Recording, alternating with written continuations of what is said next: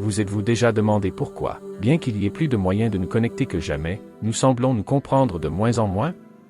C'est un paradoxe de notre monde moderne que les outils même conçus pour nous rapprocher soient les mêmes qui peuvent creuser un fossé entre nous. Mais que se passerait-il si je vous disais que le secret pour combler ce fossé ne se trouve pas dans la technologie ou dans une quelconque innovation moderne, mais plutôt dans l'ancienne philosophie du stoïcisme? Oui, le stoïcisme, une philosophie qui remonte au début du IIIe siècle avant Jésus-Christ, pourrait bien détenir les clés pour déverrouiller un monde plus compatissant, plus compréhensif et plus connecté. Imaginez, un instant, vivre dans une société où, au lieu de réagir, nous répondons avec réflexion.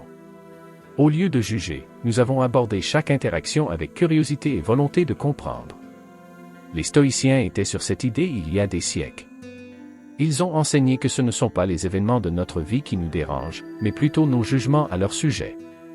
Maintenant, appliquez cela à chaque mauvaise communication, à chaque conflit et à chaque désaccord auquel nous sommes confrontés aujourd'hui.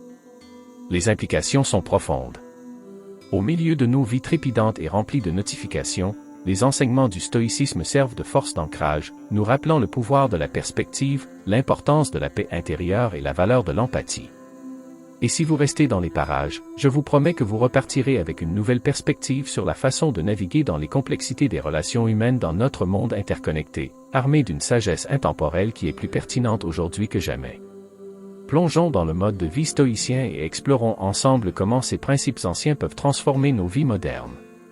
Dans notre vie quotidienne, nous sommes souvent confrontés à des scénarios qui semblent nous pousser vers des réponses simples. Vous savez, ces moments où vous vous sentez obligé de qualifier rapidement quelque chose de bien ou de mal, ou de bon ou de mauvais. Mais si vous vous arrêtez une seconde et que vous y réfléchissez vraiment, la vie n'est-elle pas beaucoup plus complexe que cette vue en noir et blanc? C'est là que l'ancienne sagesse du stoïcisme nous éclaire vraiment. Le stoïcisme ne consiste pas seulement à endurer des difficultés. Il s'agit de comprendre et d'interpréter nos expériences d'une manière qui soit libre des fluctuations extrêmes de l'émotion ou des schémas de pensée rigides. Pensez au stoïcisme comme à un ami qui nous guide, nous encourageant à regarder au-delà de la surface. Comme l'a dit un jour le célèbre philosophe stoïcien Marc Aurèle, tout ce que nous entendons est une opinion, pas un fait. Tout ce que nous voyons est une perspective, pas la vérité. Cette citation capture magnifiquement l'essence du stoïcisme.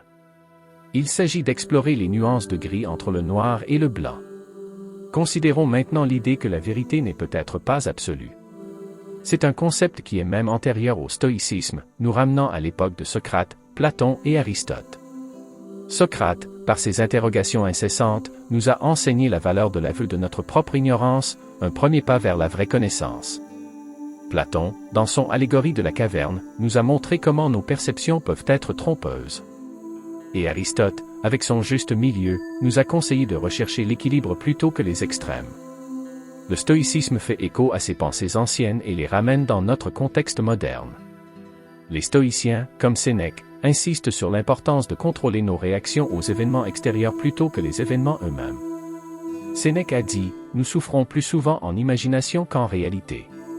C'est un puissant rappel que nos réponses émotionnelles amplifient souvent nos problèmes, les rendant plus intimidants qu'ils ne le sont en réalité. Ensuite, il y a Épictète, un autre stoïcien célèbre, qui a enseigné que ce ne sont pas les événements eux-mêmes qui nous dérangent, mais notre interprétation de ces événements. Il a déclaré que ce n'est pas ce qui vous arrive, mais comment vous y réagissez qui compte. Il s'agit d'un principe stoïcien fondamental, qui se concentre sur nos réponses internes plutôt que sur les circonstances externes. Mais le stoïcisme n'est pas la seule philosophie qui éclaire cette approche. Faisons un bond en avant jusqu'au XXe siècle et regardons Carl Jung, un psychiatre suisse qui a fondé la psychologie analytique. Jung croyait au pouvoir d'intégrer les opposés dans la psyché pour la croissance personnelle. Il a dit un jour que l'on ne s'illumine pas en imaginant des figures de lumière, mais en rendant les ténèbres conscientes. Cela s'aligne étroitement avec la philosophie stoïcienne, l'idée que la reconnaissance et la compréhension de l'ensemble des expériences plutôt que seulement les expériences positives ou faciles conduisent à la véritable sagesse. En combinant ces anciens enseignements stoïciens avec les idées de la philosophie et de la psychologie occidentale, nous pouvons commencer à voir que les défis de la vie sont rarement noirs ou blancs. Ils sont remplis d'une multitude de couleurs et de nuances, chacune ajoutant de la profondeur et de la richesse à notre compréhension du monde.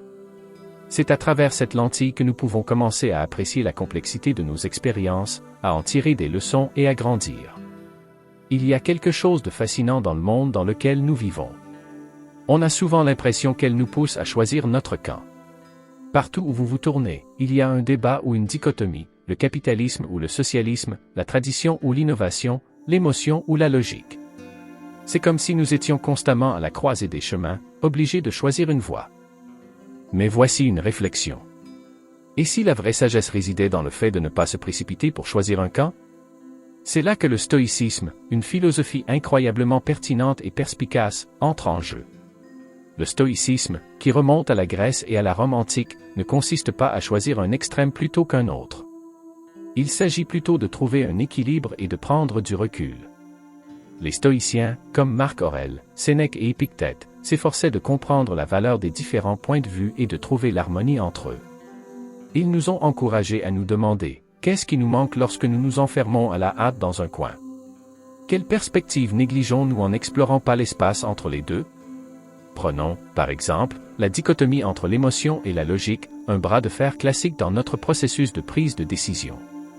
Le stoïcisme nous enseigne que l'émotion et la logique ont toutes deux leur place. Il ne s'agit pas de réprimer nos sentiments ou de surévaluer la logique froide et dure. Au lieu de cela, il s'agit de comprendre et de gérer nos émotions, comme l'a suggéré Épictète, et d'utiliser notre esprit rationnel pour naviguer dans les complexités de la vie. Les stoïciens croyaient en une tranquillité intérieure qui découle de cet équilibre. Ils ne voyaient pas l'émotion et la logique comme des forces opposées, mais comme des outils complémentaires dans notre arsenal pour faire face aux défis de la vie. Ensuite, il y a le débat entre tradition et innovation. Il est facile de penser que nous devons choisir l'un plutôt que l'autre, mais le stoïcisme nous invite à une approche différente. Il nous encourage à respecter et à apprendre du passé, de la tradition, tout en étant ouvert et adaptable aux nouvelles idées et aux changements, à l'innovation. Comme l'a dit Marc Aurèle, adaptez-vous à la vie qui vous a été donnée et aimez vraiment les personnes dont le destin vous a entouré. Cette citation résume magnifiquement l'état d'esprit stoïcien. Il s'agit d'embrasser et de tirer le meilleur parti de ce que nous avons tout en étant ouverts à la croissance et au changement.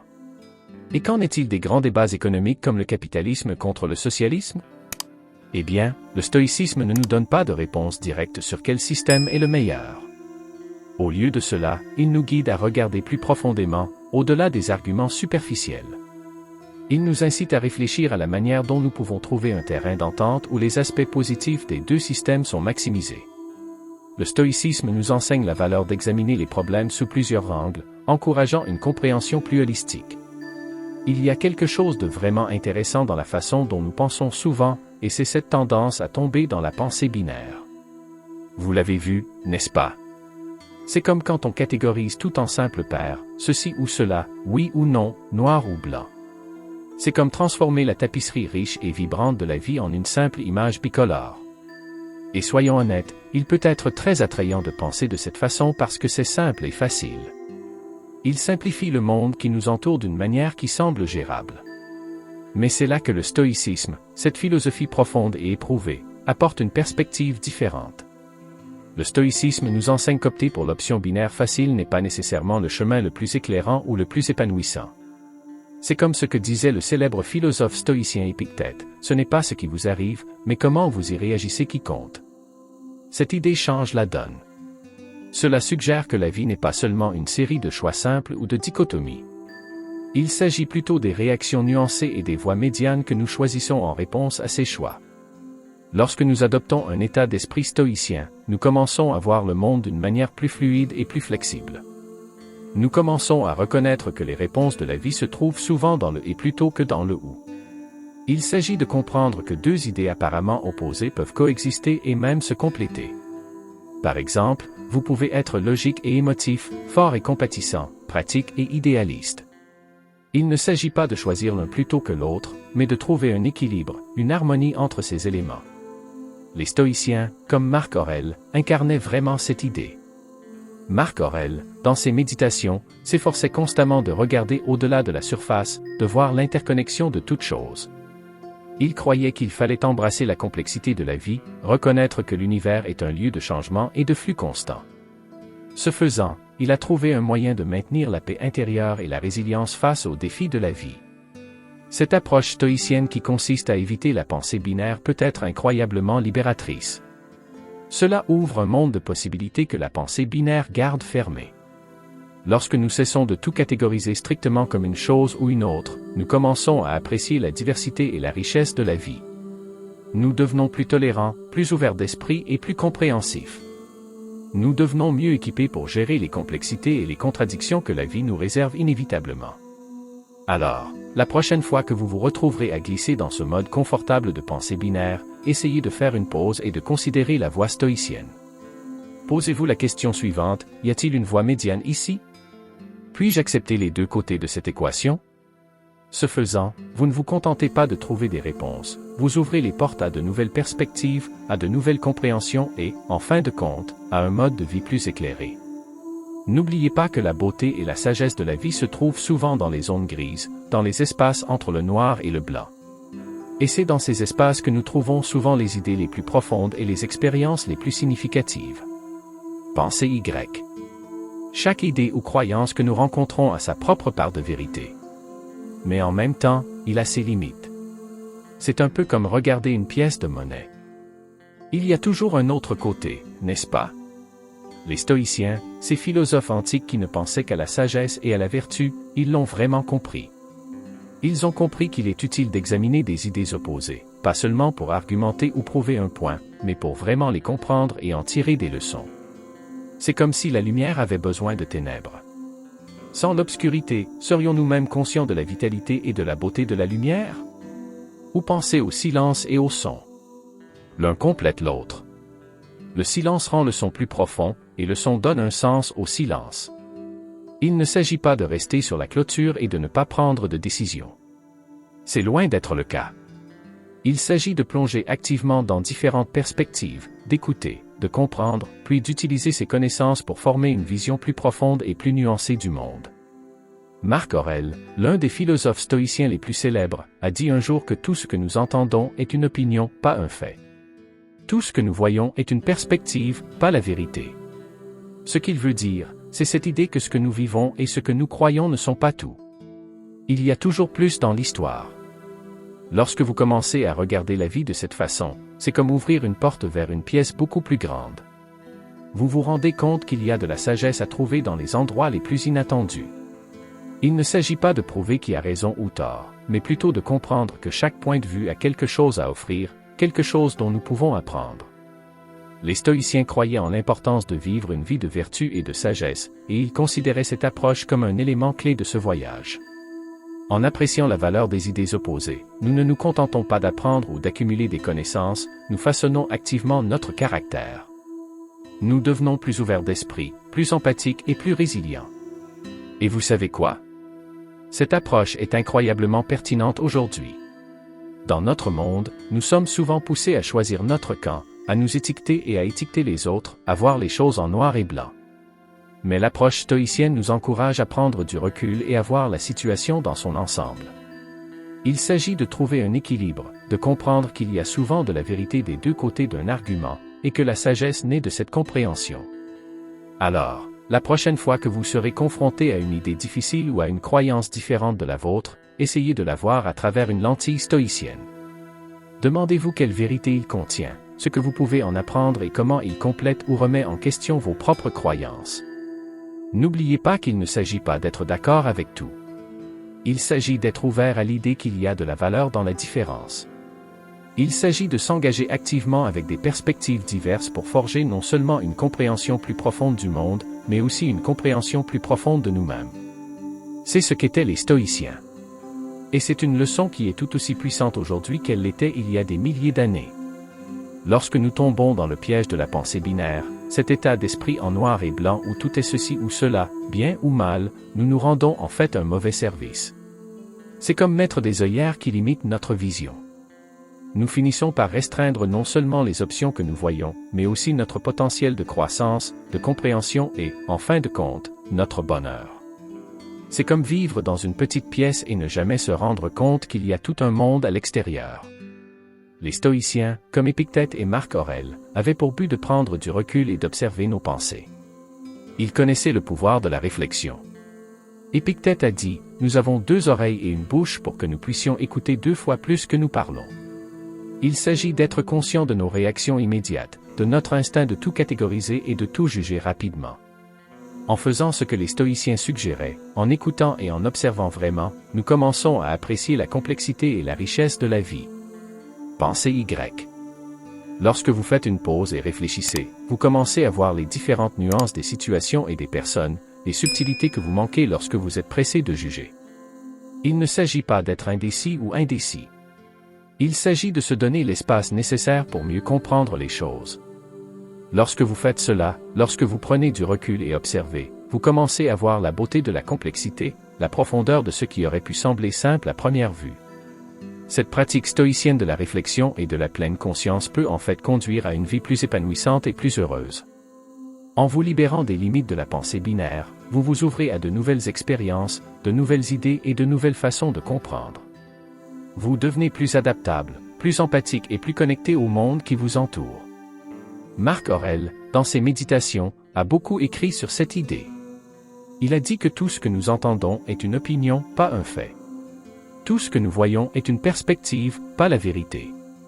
Ce qu'il nous dit, c'est que notre réalité est façonnée par nos perceptions. Et si nous pouvons élargir ces perceptions, si nous pouvons regarder au-delà du noir et blanc, nous commençons à faire l'expérience du monde d'une manière plus vibrante et plus nuancée. Alors, la prochaine fois que vous vous surprendrez à glisser dans cet état d'esprit binaire, essayez de faire ce que les stoïciens feraient. Prenez du recul, observez vos pensées et demandez-vous, est-ce que je vois l'ensemble de l'image ici? Y a-t-il une autre façon de voir cela? Il s'agit de se donner la chance de voir au-delà de l'immédiat, au-delà de la surface. Lorsque vous faites cela, vous n'apprenez pas seulement sur le monde, vous apprenez sur vous-même. Vous grandissez, évoluez et vous vous rapprochez de cet idéal stoïcien d'une vie bien vécue. Une vie pleine de compréhension, de croissance et de vrai bonheur. Avez-vous déjà pensé aux différents niveaux de pensée que nous traversons chaque jour? Les stoïciens, ces anciens philosophes qui étaient passés maîtres dans l'art de comprendre l'esprit, avaient des points de vue assez perspicaces à ce sujet. Ils croyaient qu'en analysant nos impressions et nos jugements, nous pouvions acquérir une compréhension plus profonde de nous-mêmes et du monde. Alors, décomposons cela ensemble. À commencer par ce que l'on appelle la pensée binaire. La pensée binaire, c'est comme voir le monde en noir et blanc. C'est là que tout est perçu en opposition flagrante. Bon ou mauvais, bien ou mal, oui ou non. Maintenant, ne vous méprenez pas, ce type de pensée peut être très utile. Cela nous aide à prendre des décisions rapides, par exemple lorsque nous traversons la rue et que nous devons décider en une fraction de seconde s'il est sécuritaire de marcher ou non. Mais voici le hic. Lorsqu'il s'agit de choses plus complexes, comme les relations humaines ou les dilemmes éthiques, la pensée binaire est souvent insuffisante. Il n'est tout simplement pas équipé pour gérer les nuances et les subtilités de ces situations. C'est là que le stoïcisme entre en jeu. Les stoïciens, comme Marc Aurèle ou Sénèque, cherchaient tous à comprendre les limites de nos modes de pensée habituels. Ils nous ont encouragés à remettre en question nos jugements immédiats et à chercher le juste milieu qui négligeait souvent l'espace où résident la vraie compréhension et la sagesse. C'est comme ce que Marc Aurèle a dit, tout ce que nous entendons est une opinion, pas un fait. Tout ce que nous voyons est une perspective, pas la vérité. Il nous rappelle qu'il y a généralement plus dans une situation que les deux extrêmes auxquels notre esprit saute. Ainsi, lorsque nous sommes confrontés à une situation difficile ou à une décision difficile, l'approche stoïcienne serait de faire une pause et de considérer les nuances. Il s'agit d'explorer les nuances de gris plutôt que de simplement passer au noir ou au blanc. Par exemple, lorsque vous êtes en désaccord avec quelqu'un, au lieu de le catégoriser immédiatement comme ayant tort ou vous-même comme ayant raison, essayez de comprendre son point de vue. D'où viennent-ils? Pourquoi ressent-ils ce qu'ils ressentent? Cette approche peut ouvrir un tout nouveau niveau de compréhension et d'empathie. La beauté de cette perspective stoïcienne est qu'elle nous encourage à élargir notre pensée, à aller au-delà du niveau de surface et à plonger plus profondément dans les complexités de la vie. En reconnaissant les limites de la pensée binaire, nous commençons à apprécier la riche tapisserie de l'expérience humaine avec toutes ses contradictions et complexités. Cela ne signifie pas que nous ne prenons jamais de décision ou que nous ne formons jamais d'opinion, mais plutôt que nous le faisons avec un état d'esprit plus éclairé, équilibré et compatissant. En substance, le stoïcisme nous pousse à cultiver une approche plus nuancée et réfléchie de la vie. Il s'agit de trouver l'équilibre, de chercher à comprendre et d'adopter le terrain d'entente où se trouve souvent la vraie sagesse.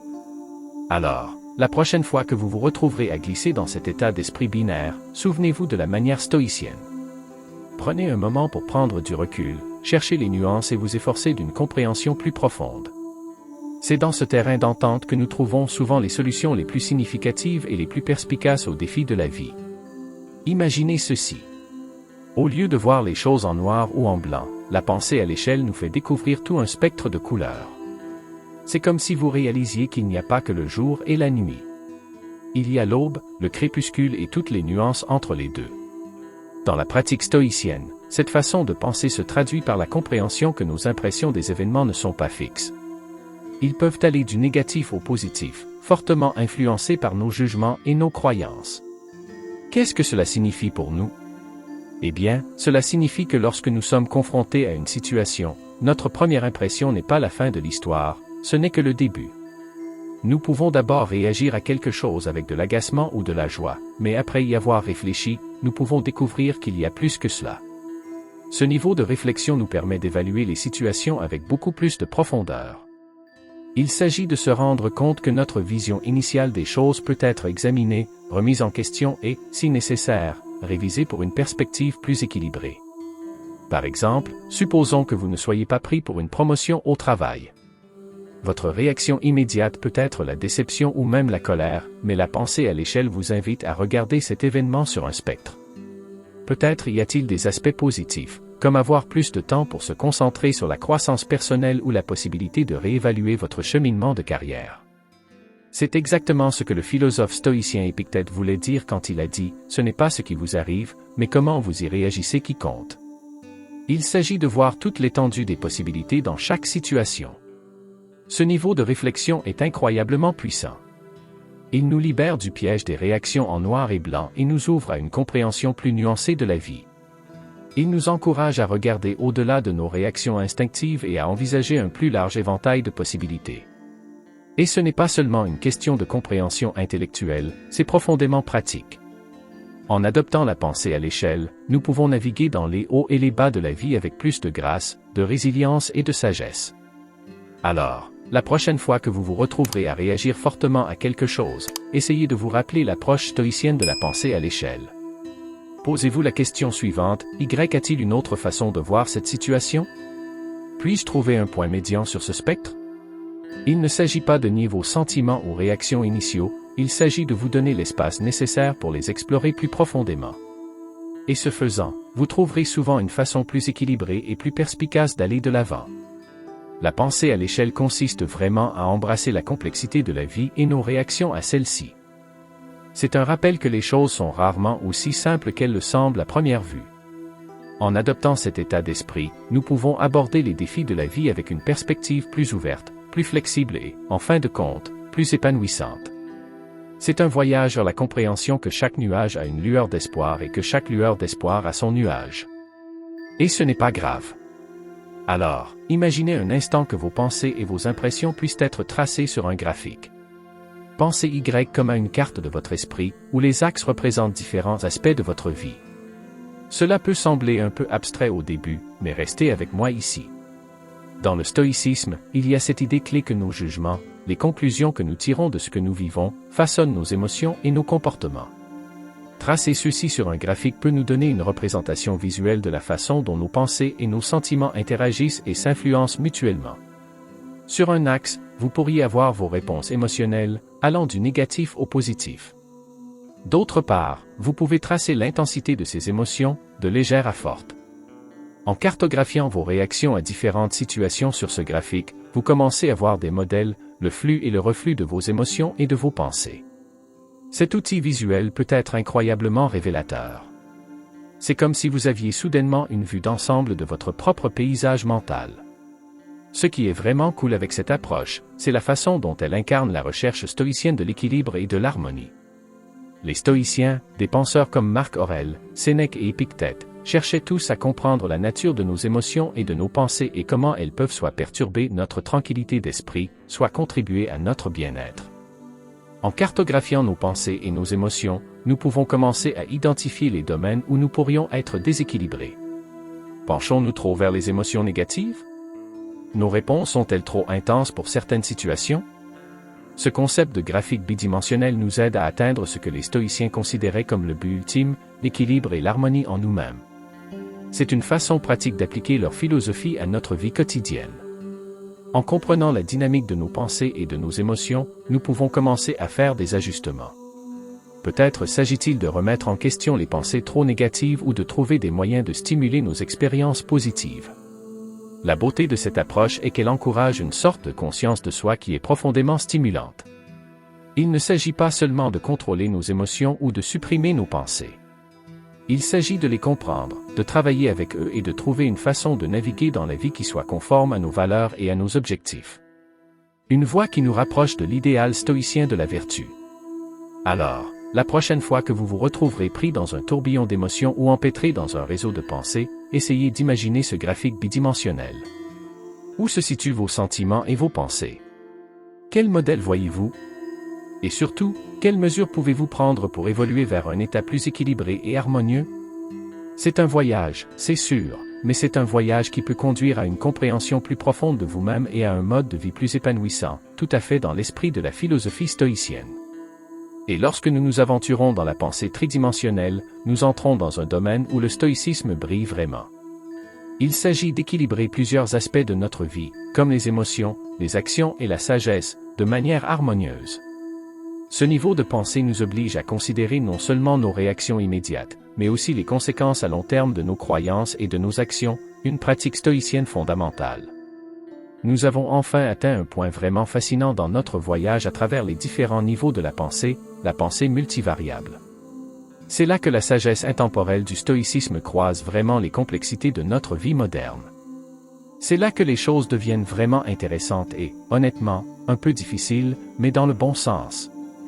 Dans notre monde complexe et au rythme effréné, les choses sont rarement simples. La vie nous lance une myriade de situations, chacune avec son propre ensemble de variables, de nuances et de nuances de gris. C'est là que le stoïcisme offre une lumière qui nous guide. Il nous apprend à accepter l'ambiguïté de la vie, à faire la paix avec le fait que nous n'aurons pas toujours toutes les réponses, et à comprendre que nos perceptions ne sont qu'une pièce d'un puzzle beaucoup plus vaste. La pensée multivariée consiste à regarder les défis de la vie à travers un objectif grand angle. Il s'agit d'intégrer nos valeurs, ce qui nous est cher et ce qui est vrai, avec nos émotions, ces sentiments puissants qui peuvent à la fois nous propulser vers l'avant et nous retenir, et notre logique, les processus de pensée rationnelle qui nous aident à donner un sens à tout cela. C'est comme tisser une tapisserie complexe avec des fils de couleurs et de textures différentes, chacun représentant un aspect différent de nos vies. Les stoïciens, comme Marc Aurèle, Sénèque et Épictète, étaient passés maîtres dans ce domaine. Ils ne considéraient pas les émotions, la logique ou les valeurs comme des entités distinctes. Au lieu de cela, ils les considéraient comme interconnectés, chacun influençant et étant influencé par les autres. Ils ont enseigné que ce n'est qu'en considérant tous ces éléments ensemble que nous pouvons naviguer dans les défis de la vie avec grâce et sagesse. Qu'est-ce que cela signifie pour nous? Eh bien, adopter la voie stoïcienne ne signifie pas que vous devez réprimer vos émotions ou abandonner vos croyances. Loin de là. Il s'agit d'élargir votre perspective, de remettre en question ses réactions instinctives et ses jugements automatiques, et de cultiver un état d'esprit qui valorise la croissance, la résilience et la beauté des complexités de la vie. Prenez, par exemple, une décision difficile à laquelle vous pourriez être confronté, comme un changement de carrière ou un grand déménagement. La pensée multivariée vous encourage à considérer non seulement les avantages et les inconvénients immédiats, mais aussi la façon dont cette décision s'aligne sur vos valeurs, ce qu'elle vous fait ressentir émotionnellement et ce que votre esprit rationnel dit des implications à long terme. Il s'agit de voir l'ensemble de l'image et de prendre une décision qui résonne avec toutes les parties de votre être. Pour conclure, je veux vous laisser avec cette pensée. Le voyage stoïcien est un d'apprentissage et de croissance continue. Il s'agit d'embrasser la vie avec toutes ses complexités et ses incertitudes et de trouver un moyen de prospérer au milieu d'elles. Il ne s'agit pas d'avoir un état d'esprit rigide, mais d'être flexible, ouvert à de nouvelles perspectives et prêt à s'adapter à mesure que vous acquérez plus de compréhension et de perspicacité. Alors que nous arrivons à la fin de notre voyage aujourd'hui, souvenez-vous de ceci. Le chemin du stoïcisme n'est pas seulement une expédition philosophique. C'est une aventure profondément personnelle au cœur de ce que signifie être humain. Dans un monde en proie à des changements et à des défis, adopter la voie stoïcienne, c'est comme trouver un point d'ancrage dans la tempête. Elle nous enracine, nous guide et nous donne la force d'affronter la vie avec courage et sagesse. Cela nous enseigne que la véritable résilience ne consiste pas à ne jamais tomber, mais à apprendre à se relever à chaque fois que nous le faisons. Alors, emportez ces leçons avec vous, laissez-les éclairer votre chemin et rappelez-vous que dans la tapisserie de la vie, chaque fil, aussi complexe ou enchevêtré soit-il, contribue à la beauté de l'ensemble. Et si vous avez trouvé la discussion d'aujourd'hui instructive et que vous êtes impatient de poursuivre ce voyage de croissance et de découverte de soi, je vous invite à consulter notre liste de lecture ici même à l'écran. Plongez plus profondément dans le monde du stoïcisme, explorez plus d'informations et trouvez de nouvelles façons d'appliquer ces principes intemporels à votre vie quotidienne. Il suffit de cliquer sur la liste de lecture et continuons à explorer ensemble. Merci de vous joindre à moi. Et jusqu'à la prochaine fois, continuez à nourrir votre esprit, à embrasser les complexités de la vie et à trouver de la joie à chaque étape de votre voyage.